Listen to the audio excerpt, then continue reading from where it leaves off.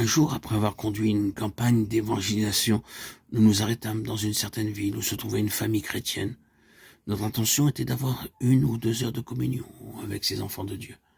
Pendant que nous étions avec eux, occupés à nous restaurer un peu, quelqu'un vint vers moi me disant « Il y a là des gens qui sont venus pour la réunion. » « Quelle réunion ?» demandai-je. « Nous n'avons pas annoncé de réunion. Nous sommes de passage et nous ne voulons rester que 2 heures en faveur de cette famille pour avoir un peu de communion avec elle. » « Mais il y a beaucoup de monde dehors, me dit-on. » En sortant de la maison, je constatais que 500 personnes attendaient là, leur Bible sous les bras. « Qui vous a dit que nous venions ici? Nous n'avons annoncé aucune réunion. » Ils répondirent, « Notre pasteur nous a dit Baksing. Viens surtout. N'y allez pas. » Mais les 500 augmentèrent et 2000 personnes se trouvèrent bientôt là réunies. Aujourd'hui, dans cette même région, nous avons plus d'12 d'assemblées. Ainsi, Dieu nous a bousculés pour nous envoyer ici et là. Nous n'avons pas de plan, nous sommes simplement gouvernés par lui en divers endroits, ici et là.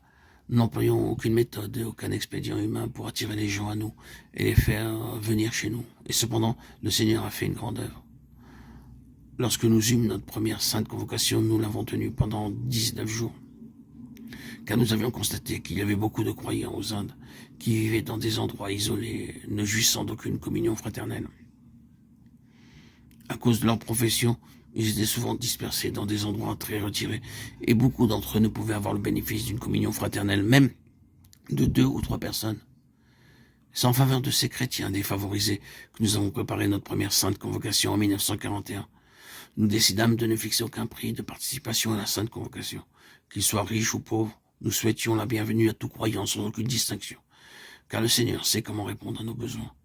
Le mot « argent » ne fut jamais prononcé dans aucune de nos réunions, ni entre nous, ni parmi les autres gens, et jamais nous n'avons mentionné l'argent durant les 42 années écoulées. Le Seigneur répondit à tous les besoins en abondance.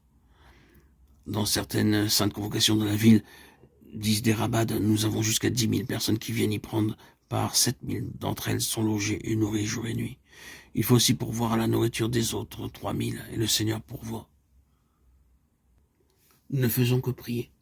Seigneur, bénis la nourriture et multiplie-la. Et là, le Seigneur le fait. Il en reste toujours, même en quantité. Jamais il n'y a de rationnement.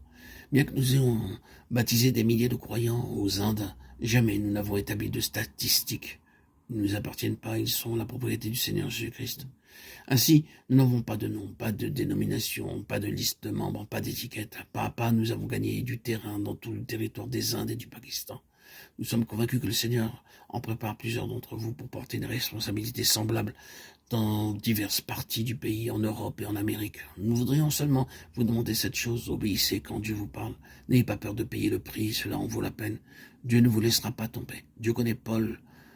Dites comme Paul devant Agrippa, je n'ai point résisté à la vision céleste. Acte 26, 19.